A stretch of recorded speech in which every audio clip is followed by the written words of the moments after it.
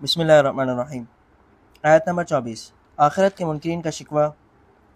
تم زمانے کو برا مت کہو کیونکہ میں ہی یعنی اللہ تعالیٰ زمانے کو چلانے والا ہوں۔ مفہوم الحدیث۔ اور منکرین کے شکوے کا جواب ہے اور ان کی جہالت کا بیان ہے۔ آیت نمبر 25 کے اندر منکرین آخرت کا مطالبہ ہے، اور آیت نمبر 26 کے اندر ان کے مطالبے کا جواب ما بعد الموت یعنی موت کے بعد کی زندگی کے حالات کی یاد دہانی ہے۔ اس کی مختصراً تفسیر کو دیکھیں تو یعنی آخرت کے عقیدے کا مطلب یہ ہے کہ اللہ تعالیٰ قیامت کے دن سارے انسانوں کو جمع کرے گا۔ یہ مطلب نہیں ہے کہ وہ اسی دنیا میں مردوں کو زندہ کرے گا۔ لہذا آخرت کے عقیدے کے مقابلے میں تمہارا یہ مطالبہ کہ ہمارے باپ دادوں کو زندہ کر کے لاؤ سراسر لغو مطالبہ ہے۔ رہی یہ بات کہ مردوں کا دوبارہ زندہ ہونا بہت مشکل بات ہے، تو جس اللہ نے تمہیں عدم سے وجود عطا کر کے پیدا کیا ہے اس کے لیے کیا مشکل ہے کہ وہ ایک مرتبہ تمہاری روح قبض کر کے دوبارہ پیدا کر دے، جبکہ اس ساری کائنات کی بادشاہی اسی کے قبضے میں ہے۔ آیت نمبر 27 کے اندر صرف اللہ تعالیٰ ہی کے مالک ہونے کا بیان ہے اور قیامت کے منکرین کا نتیجہ ہے۔ آیت نمبر 28 کے اندر ما بعد الموت کی یاد دہانی، حساب کی کیفیت، اعمال کے بدلے کا ذکر ہے۔ اس کی مختصر تفسیر کو دیکھیں تو قیامت کے مختلف مراحل میں ایک مرحلہ ایسا بھی آئے گا کہ وہاں کے ہولناک مناظر کو دیکھ کر بے ساختہ لوگ گھٹنوں کے بل گر جائیں گے یا بیٹھ جائیں گے۔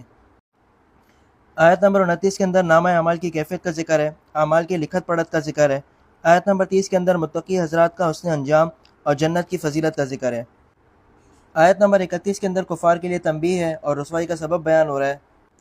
آیت نمبر 32 کے اندر منکرین کا شکوے کا ذکر ہے، اور آیت نمبر 33 کے اندر اعمال کا خلاصہ۔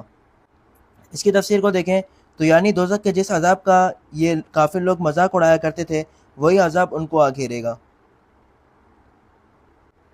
آیت نمبر 34 کے اندر مجرمین کے لیے تنبیہ اور نتیجہ اخروی کا بیان ہے اور زبردستی شفاعت کی نفی کا ذکر ہے۔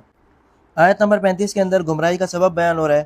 اس کی مختصر تفسیر کو دیکھیں تو توبہ کرنے اور معافی مانگنے کا دروازہ انسان کے لیے ساری زندگی کھلا ہوا ہے، لیکن مرنے کے بعد اور آخرت میں پہنچنے کے بعد یہ دروازہ بند ہو جاتا ہے اور وہاں معافی مانگنے کا کوئی فائدہ نہیں ہوتا، اس لیے وہاں کسی سے یہ کہا بھی نہیں جائے گا کہ معافی مانگ لو۔ آیت نمبر 36 کے اندر توحید پر عقلی دلائل ہیں، اور آیت نمبر 37 کے اندر اللہ جل جلالہ کی عظمت اور بڑائی کا بیان ہے۔ وآخر دعوانا الحمدللہ رب العالمین۔